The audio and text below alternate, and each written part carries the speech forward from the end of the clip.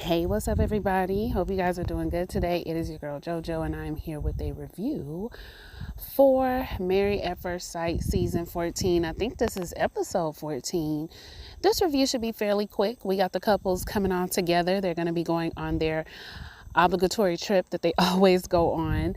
I was very fortunate to find the episode online, so I got to fast forward some stuff because y'all know they'll give us 2 hours worth of nothing. So that's why I said this review will be a little bit faster than usual. So we got the couples driving up, and there's their normal conversation where you kind of get to see where everybody's headspace is at on the way there. So then when they get there, the girls are in the hot tub and the guys are in the kitchen cooking up a meal. Everybody except for Elijah Wan, who is sitting down and pointing and saying that, he's going to be the quality assurance of the bunch. And he annoys me, so I won't even waste time talking about him. But moving on. Oh, pause real quick. If you guys hear the outside elements or if you hear some gravel beneath my feet, you already know where I am, right? Okay, I don't need to explain it any further. So, the girls are out in the hot tub, guys are in there cooking. Everybody's talking about their experience and how their month has been so far. We get Mark saying that they've had an incredible 2 days. They've had 3 days. They've had 3 days without arguing, even though it's been really, really up and down. He's still unsure what he's going to say on decision day because they've had so many up and down moments that now it's just 3 days apiece, but he's still confused by it. He also says that he understands her loyalty and understands that she is going to be there for him through anything. So she's proven herself to be a rider. She just is not, Lindsay's dramatic, like Jasmina said. And I just think she lacks emotional intelligence. I really do. She gets so triggered by everything. I just think she lacks it. But she believes other people lack emotional intelligence when it comes to her too. But she really lacks it when it comes to other people. And another thing, if you're going to do stuff for people, don't throw it in people's face all the time when you do it. You have to do it from your heart, not so you can throw it up like I've been there for you. What about what I've done for you? If you're going to feel that way about it, I'd rather you just not do it. But anyway, she's outside telling the girls that it's been okay for her. She does talk about everything that she's done and how she isn't sure if she wants to take on this whole mothering role when it comes to Mark, because he had been really hit hard with life when she met him, as far as his family life, as far as his living situation, as far as his job. Now listen, coming from somebody who has been hit hard in life at these random points in time, I really wouldn't want anybody to have to deal with me during those times, looking back on it. But she's tried to be there and be supportive for Mark, which I actually admire her for. However, like I said, she's just not the easiest to deal with emotionally. But I'm really glad they've had 3 days without arguing, and I hope it continues. I hope that what they got from the experts has soaked in for them a little bit. Now, mind you, I'm watching this as I go, so this might change as the review goes on. Next, we talk to Michael. Michael feels like they're doing well. He's just a little bummed out that they couldn't have been doing well earlier. It's like they had a whole month of just bickering or not speaking to each other at all. And they can't afford any mishaps, because Steve was just like, well, now you know that even if you do have a dip, you can come back. And he was like, no, we can't afford no dips. We can't afford NAM dip. And I agree with Michael. But they seem to be doing well. I mean, they even joked on the way to is it a cabin? They even joked on the way there. So I think we have high hopes for them, but I'm going to continue watching. Jasmina, on the other hand, is saying in the hot tub, she's just really concerned that she's not going to have feelings for him. I don't know. I just wonder what it takes for her to develop she's talked about what it takes to develop intimate feelings for a person. They just are not there. Well, not for her anyway. So yeah, that's where she's at with it right now. And then as far as Steve and Noy, Noy's really getting on my nerves. She's really getting on my nerves. I understand she wants to feel secure in regards to the financial thing, but she needs to understand that it's also her job to make sure that Steve feels secure in not going back and forth to social media. That is going to be a problem. And you too old for that. When I go onto Facebook and I see some, Lord, I hope don't none of my family watch these videos. But when I go onto Facebook and I see some older relatives of mine or whatever on there, going off about well, people will treat you the way you allow them to, trying to do subliminals to husbands. And don't nobody got time for that. Y'all too old for it. You need to grow up. Nobody should have to go on the social media and see you subbing them as a married person. I'm just not going to do it, especially if I'm you literally in the same house with me and you talking to me in a sub. Baby, I wish you would. When I was in school, and people used to do a lot of subtweeting in school. Honey Drake was out and, people used to do a whole lot of sub and they used to be in their feelings. And I would tell people to at me next time. Okay, I was real bucked up for somebody who don't fight. At me next time. Don't sub me. Because I already know you talking about me, so don't sub me. Say what you got to say to me. No, nobody has time for that. And you really getting on my damn nerves sitting in that. Excuse me, y'all. Oh my gosh, Married at First Sight just brings the cursing out of me. I'm so sorry. It's not going to happen again. But she really getting on my nerves sitting up in that car talking about, you're just misunderstanding what I'm saying. And you're not understanding where I'm coming from. No, I understand perfectly where you're coming from. You subbed me and you need to stop it. You too grown for it. Be direct. Tell me what your problem is with me. Say it to my face. I'm in the same house with you. What's wrong with you, girl? That's not going to work for a marriage. Let me. I done talked about it too long. Okay. Next. I noticed that Elijah Wan was trying to give some advice like he was everybody's elder. We don't need any advice from you, Elijah Wan. And we really didn't get to hear too much from him and Katina. But I'm sure we will as the episode goes on. But I was looking at him like, boy, shut up. Don't nobody care what your opinion. Don't nobody care what your opinion is. But let me continue to watch and provide you all my commentary. All right, so they sit down to have dinner and you get to kind of hear who cooked what, mostly Steve. But, the guys were like sous chefs. They did their part. Jasmina and Michael are cute. They're laughing together. I saw a little touching, so I was like, okay, they sitting closer. Even Elijah and Katina noticed that. So I think they're on the up and up, and I think that is wonderful. That's great. I love to see that out of the two of them. Everybody is going around in a circle, just kind of talking about where they are and their experiences. Lindsay, y'all know how Lindsay get when she drinks. She already too much when she not drinking. So she get a little bit of that liquor in her system. She laughing real loud, real dangerously at her own jokes. Everybody's tickled, but they a little bit freaked out too, because it just goes on and on and on. And I honestly think Mark is embarrassed sometimes by Lindsay. I think for him, I think she overdoes it, but I don't know. I just get the vibe that he's a little embarrassed by her sometimes. But as they go around the circle and talk about where they are, Michael says that they've been communicating more, and he thinks that's been good for them because Jasmina has gotten to know who he is. That was a complaint of hers, remember? She felt like she didn't know him. And she kind of jokes with him at first, but says that she agrees that it's getting a lot better and they're getting a lot closer because of it. Lindsay talks about how she was going into a negative space, and Mark was just like, we just had a blip, like, let's not go there. And it kind of pulled her out of her space that she was about to go to, which is great.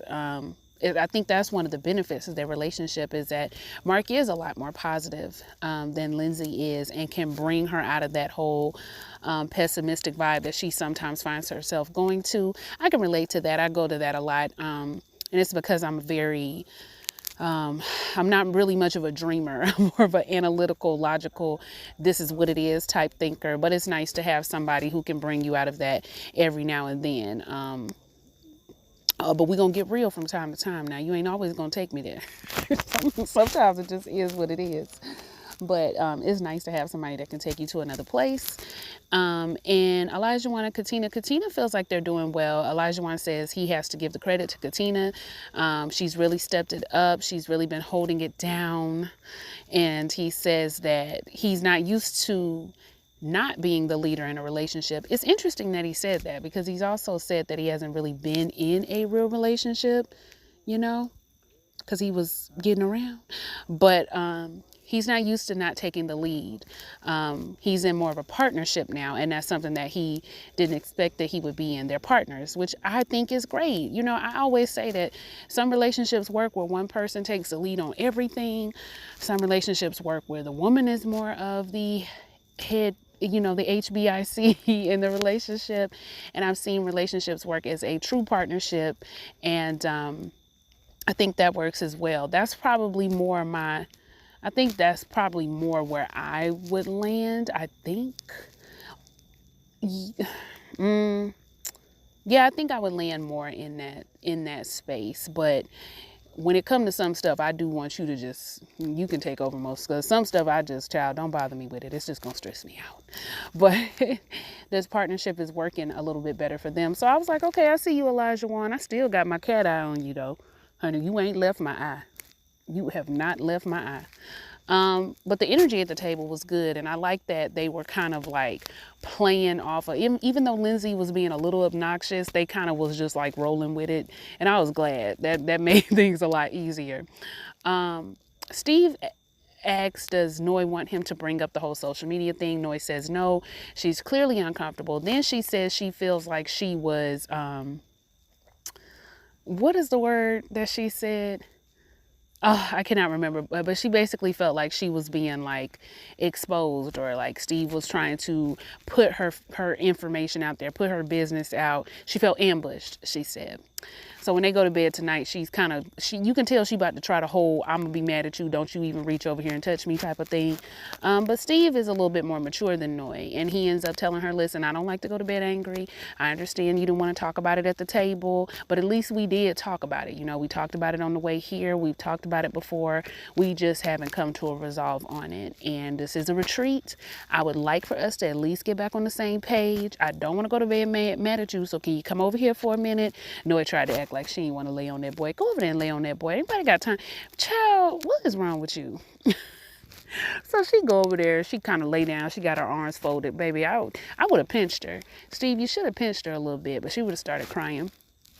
But I just want her to let it go. Like, at some point, you got to see that man point. And I think she does. She just want to do what she want to do. And we not doing that, all right?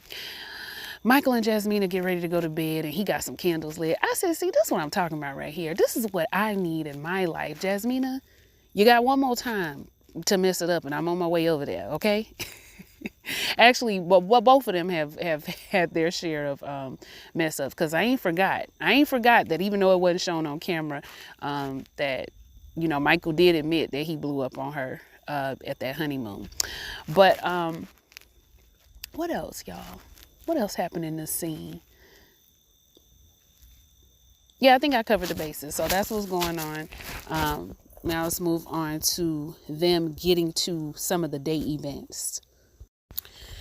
I give you hoes an inch, and every single time you take a mile. Lindsay, good morning. You get up early in the morning, you're kissing all over Mark. You're being annoying, okay? That's not how he wants to be waking up. Did I say it right? That's not how he wants to wake up, okay? And she just keeps doing it, and he's just like, oh, come on now, don't do all of that. And she says she needs somebody that's more alive. She needs somebody that's more lively. Keep in mind that she said that. So when they go outside, she lets him know that he lets her know they're going to do a sound bath today, and maybe it'll calm you a lot because, you know, you get so hyper.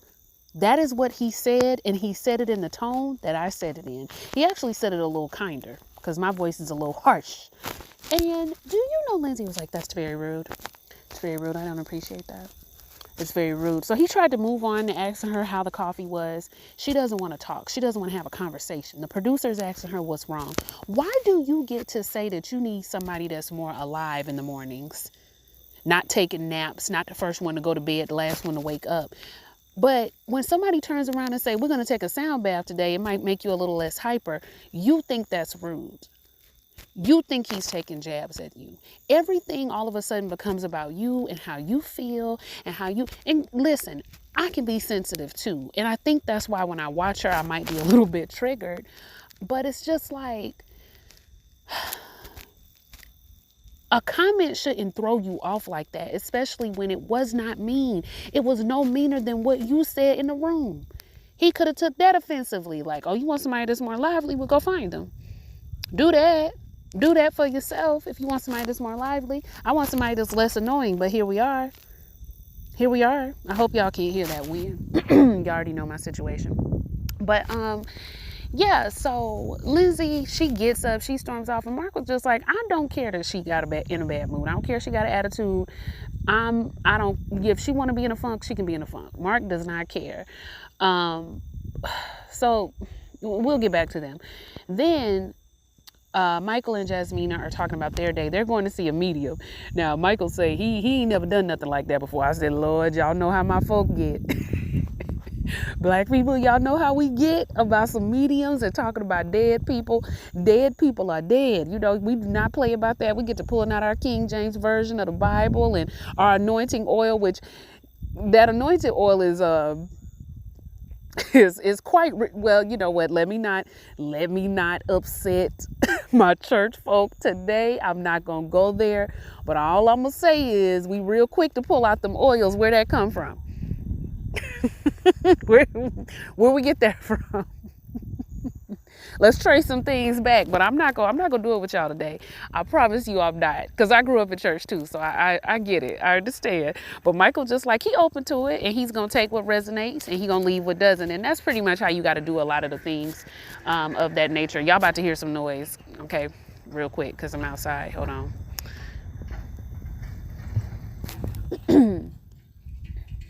Okay, I think we good.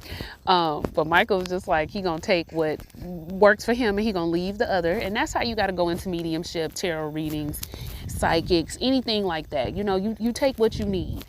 Jasmina believes in a lot of that. She watches a lot of television, and she's like, you know, a medium is a very different experience, and she want Michael to be ready. And I wanted to be like, no, you need to be ready.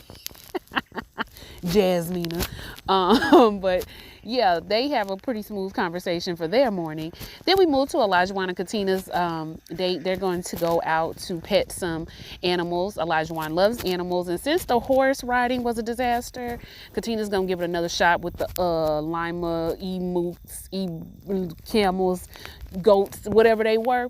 They real cute, y'all. But one of them was having a baby, and I wasn't prepared. I was not prepared for that baby. They was just walking, giving birth. Placenta was coming out. The little baby got up and got to walking and carrying on. I was just like, well, the time moves fast in the animal kingdom. Time moves fast. Did y'all see that placenta? And then the farmer man was like, the dog was going to tear that up. I said, please, I beg of you, sir, please stop.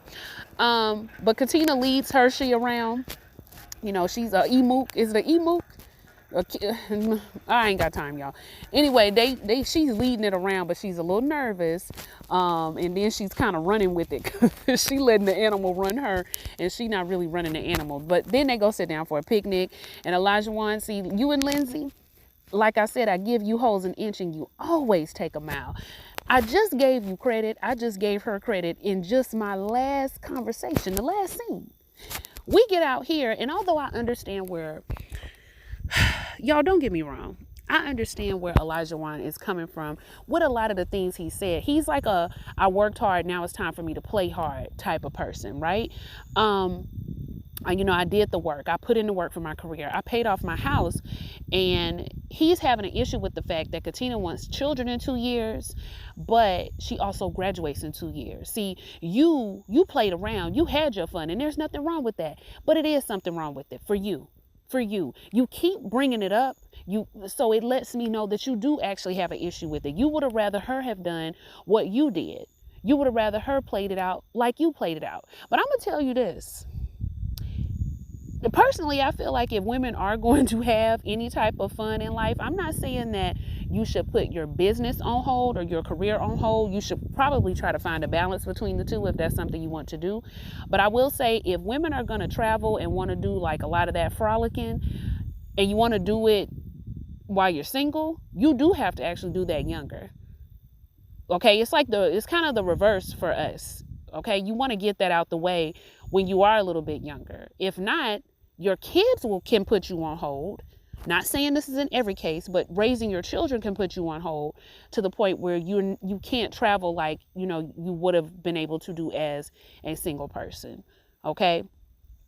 Even when you get with your husband, I know a lot of people who waited to have kids even in their marriage because they wanted to travel together. So I get it. Like, these are timelines that you absolutely have to consider, but there's ways around it. If both of you can afford it, I got friends who bring they bring their babysitter on the trip with them. I know people who got, family around them, don't mind keeping the kids while you go out the country or whatever. It's a way to balance out everything. There are conversations that can be had. I think what bothers me about Olajuwon is everything has to be one way, and that one way is usually his way. This is how I did it. You didn't do it this way. You messed it up. You messed up the timeline, and I got to consider that. Olajuwon, you can also be, free by yourself. If you are ready to travel now, then maybe you shouldn't have got married. Maybe you should have just got a girlfriend that you could travel with for a few years, dated a younger woman and did that. Maybe marriage it's a buckle down type of thing, in my opinion. That's a buckle down type of thing. It's not a I want to latch in with you so now I can go be free and play around type of thing. I just don't, or we can play around together. I think there can be moments for that, but it really is more of you think of it like this. You worked really hard on your career. You paid everything off. You're now about to enter into another career because marriage is a business. I don't know why we keep forgetting that's what it is. Marriage is a business and you have to put work into it. Yes, and sometimes in business you get to have a little fun. You definitely get to have fun. That's what morale events are for.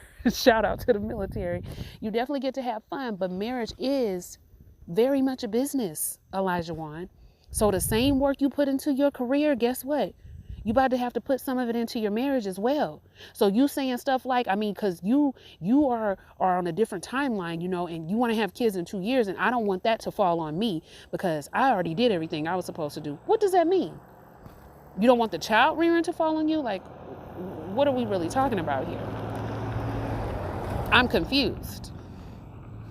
Is that what we're talking about? I just don't know. And I like that Katina was just like, I know what I'm able to do. Now, she talking a little too spicy because everybody think they know what they can do until them kids get here. Until they get here. But, she feels like she can handle it. It probably would be a lot starting a new career, having a baby, being in a new marriage. I'm not going to hold you. That is a lot. Okay, maybe she might need to adjust it by 1 year or so. I can't believe I'm even agreeing with Olajuwon, but the way he goes about explaining himself, he uplifts himself. I feel like he uplifts himself and puts her down to explain her point, and it's not needed. You can simply just say, I'm concerned that you're going to try to do all of that at one time. I don't want to put pressure or strain on you, but I understand where you're coming from. Maybe we should just talk about it a little bit more, or see where we are, like Katina said, see where we are at that time. And if it's not looking like the time for us to do it, then that's understandable too. I don't know. He just, the way he speaks as if I've done all the right things and everybody else is doing it wrong. Sometimes it really does annoy me. But if you don't want to be married to her, bro, just say that. Just say that. Okay, so the sound bath does go well. Lindsay really enjoyed it. Again, she had to take it up a notch. She said she saw her granddaddy and them come through the sound bath good. I'm just glad she enjoyed it. Baby, I enjoyed it too, honey. When it started going, honey, I about went to sleep. I had to skip past that scene a little bit. Jasmina and Michael's experience with the medium was really good. She was able to call out some things about Michael's life and his brother and the age difference between them, and even talked about how he loved Jasmina the moment he saw her. He was like, now hold on a minute. He had to keep it playing real quick. But the way he was looking at Jasmina, you guys, it was really sweet. I really do think he is feeling Jasmina. I still don't know if it's reciprocal. And she even tells Michael, if you was to let this go, you wouldn't meet another person like her for like 5 years or so. And tells Jasmina, you would meet somebody in a year and a half or so, but you would really regret letting go of this relationship. And see, Notice what she said. That let me know that you'll meet somebody else in a year and a half, but they're going to give you hell to the point where you're going to be thinking about Michael. And what you let go in this experience. But she says, I really do think you two were made for each other. Even says they might have twins. They might move to LA. They might get a boat. And then Michael looked at her. He was looking at her up and down like, who got boat money? Who got boat and LA money? But it was cool. They even said that they think that the medium brought them a lot closer. So shout out to the medium. It was cool. It was good. What did y'all think about it? I'm just glad they enjoyed themselves, and they do seem to be getting a lot closer. I just really, really, really, really hope that it is not too little too late for them. I really do, because I want to see them make it.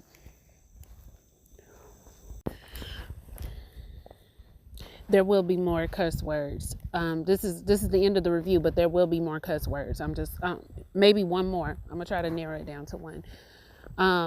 Lindsay and Elijah Wan, I don't understand why they didn't get along initially, because I'm seeing a lot of similarities here. They play a game. Now, they start out playing like drinking games, and Jasmina and Michael are being super competitive. They were really cute. But then they play a game that was a little shady. Okay, they play a game that was a little shady, and if you're sensitive, these type of games do not work for sensitive people, and Lindsay is very sensitive. It's a most likely to game. Everybody is taking it with stride. Who's the most likely to get surgery? Noi even says it's herself. Everybody pretty much chose Noi. Who's most likely to lie about or be the most likely to be the worst liar? You know, Jasmine admits that if she had to tell a lie, she'd be pretty darn good at it.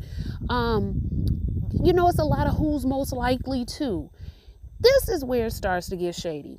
Who's most likely to be a stay-at-home mom? Noi chooses herself because she wants to raise her kids. That's what she said. Lindsay, I guess, is feeling triggered by that. Maybe somebody told her that moms who work don't take care of their kids. I don't know. I probably would have let the statement roll off my back because I would have realized where she was coming from. She wants to be more hands-on with her kids. Nothing wrong with that. Here comes, I take offense to everything, even if it don't have nothing to do with me, Lindsay. She chooses Mark to be a stay-at-home mom. Now, bitch, you knew that was shady, and I'm going to tell you how you knew it was shady, because in order to be a mother, you would have to be a woman. Mark is not a woman, so that was offensive to him. It was wrong to say it's not funny. You didn't want nobody saying you were hyper earlier, but you think you got the right to say that Mark gonna be a stay-at-home mom because somebody got to bring home the bacon. And baby, that's what I do. I bring home the bacon. I bring home the bacon. Are you saying that working moms can't be good moms? That's not what she said. That's how you feel. And all these triggers and these little sensitivities that you have where you take offense to everything, you better see a good therapist about it, because it's getting on everybody's nerves. You bring the mood down in the party because you taking offense to stuff. I can't stand when people do stuff like that. Everybody's having a good time and all of a sudden you're offended. How did we get here? Next. The next question was, who's most likely to lie about their sex? Katina chose Steve. Now that could have went left. Okay, Steve could have been really offended by that because Katina was like, I don't know, something just ain't right. But he laughs it off, and so does everybody else. Well, I think that Mark wrote down Lindsay. And they asked Mark, why would you write something like that down? And she was like, oh, probably because I tell him it's good. Let me tell you something. What I done told you about going for that man's sexual prowess or lack thereof. If you don't, I know somebody like it. That's exactly what I would tell Lindsay. I know somebody like it. And if you don't like it, you don't got to get no more of it. But you're not going to keep talking about me in front of people. Again, cutting him down once again. Then, this is the coup de grace, y'all. Who's most likely to start a fight? Now, y'all, Lindsay should have known she was getting that one. And they even tried to tell a little joke after she got it. Like, does that mean she started the fight on the plane? LOL.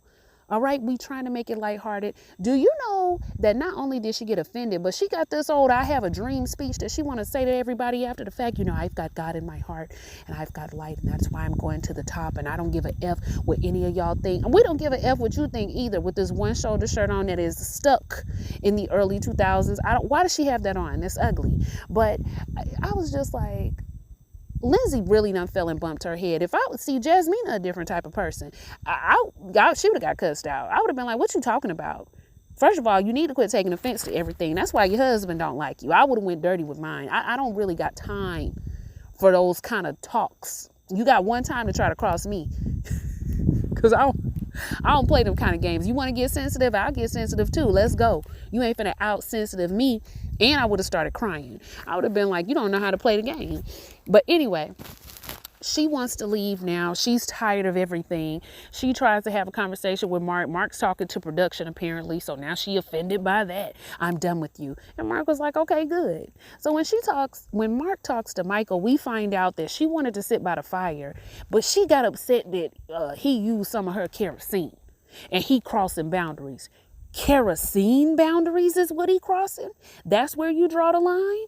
That's what you was upset about. You mad because somebody used your kerosene? You act like you using kerosene as a source of heat in your daily life. Let me tell you, my great grandmother just passed away. Y'all, God bless Maddie's soul.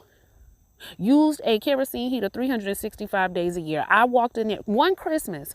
I went to see my granny. And I kid you not, it was like 70 something degrees that year. I ended up coming up out of most of my clothes and I slept for 2 hours. She was like, you must have been tired from your plane ride. I said, oh no, Granny, I fainted. I lost consciousness. It's hot in here. You got a kerosene heater running in the middle of the summer, in the middle of the winter, all the time. That was her main source of heat. Lindsay, it's not your main source of heat. You act like that kerosene was going to get you through the winter or you ain't have but $5 left. Baby, I know the struggle. I done had kerosene heaters in my house. Okay? I grew up that way. You don't know. Okay? Well, let me not say she don't know. But at this moment in time, miss, I bring the bacon and Mark gonna fry it. You obviously don't know that struggle right now. So quit acting like you can't use a little bit of that kerosene with your crazy tail self. So then... after Mark explains it to Michael, Michael's like, look, I don't think it's about kerosene.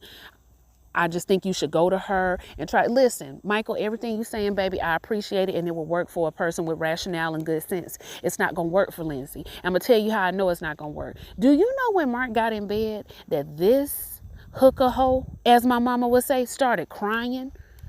She starts crying. I said, she is weaponizing her tears. She lays in the bed. She starts crying. The one thing about men don't like to see us cry. Okay, they don't like to see, even a man who don't really got much for you, don't even really know you, they do not like to see us cry. It throws their emotions and stuff off, unless they're a narcissist. Now, a narcissist might like to see you broke down like that. Oh, child, I just had a vision in my head. Thank you, Holy Ghost. But anyway, what was I saying? I got off track. Anyway, okay, so she's laying in bed talking about how she was talking to O, and O was saying that, you know, he could tell that it really cut Mark down. I said, it's so interesting. It's so interesting how people can see crystal clear into somebody else's problems, but he can't see how he cuts Katina down with his words. But that's another child. But it cut him deep, right? She says to Olajuwon, she doesn't understand how she can be there for him and understand him, but not really express how she feels and not get that out. How can she honor him without honoring herself? And see, this is how I know not only is Lindsay not ready for marriage, but she's really not ready for relationships in general. See, one of the things that I have realized about marriage is it's about serving each other. I don't know who said it. I didn't make that up. I feel like that's something Judge Lynn Toller said, or somebody that I've heard talk about marriage that's been married for a long time. It's about serving one another. You're not always going to feel it, but it's about, if I'm serving you and you're serving me, we're always constantly getting what we need. Sometimes you got to put whatever your honor is that you need to have to yourself. That's stuff that you got to keep in your back pocket when you're single. Okay, I got to honor me. I got to make sure I'm right. I got to make sure my self-love is. That's the kind of stuff that you got to speak to yourself every day. And that's good. But when you in the midst of something with your husband or in the midst of something with your wife, sometimes you do got to put that other stuff to the side. And I'm not saying do it every time, because then you're stifling your own voice. But sometimes you just got to be like, you know what? It's time out for that. You know, let me make sure you good. Just like you would want him to do the same for you. Hasn't that been your issue this whole time? He don't defend you. He don't take up for you. And in all honesty, I don't know if I would be able to do it, because you're embarrassing. You are totally and completely embarrassing. You are a child. You want to be coddled. You weaponize your tears against people. You don't see your own flaws. You see everybody else's. And you laid in that bed and you cried and talked about how he's constantly doing stuff to you. And Mark, you ain't that great either. You would get on my nerves. Told him his life was, in shambles, and leave this woman alone. And you really do need to tighten your life up. I ain't even gonna hold you about that. You do need to tighten your life up a little bit. You do need to take a little bit more control of yourself and your life. I hope Lindsay has helped you see that, but I don't think she's the woman for you. I don't think she's the woman for anybody. She can't even be the woman to herself right now. She's not good marriage material. That felt a little harsh. Let me not say she's not good marriage material. Right now, with you, she's not good marriage material. And I don't even know if Mark is, to be quite honest. But yeah, y'all. I'm tired. Like, comment, and subscribe. I'm going to see y'all for the next video, okay? Bye.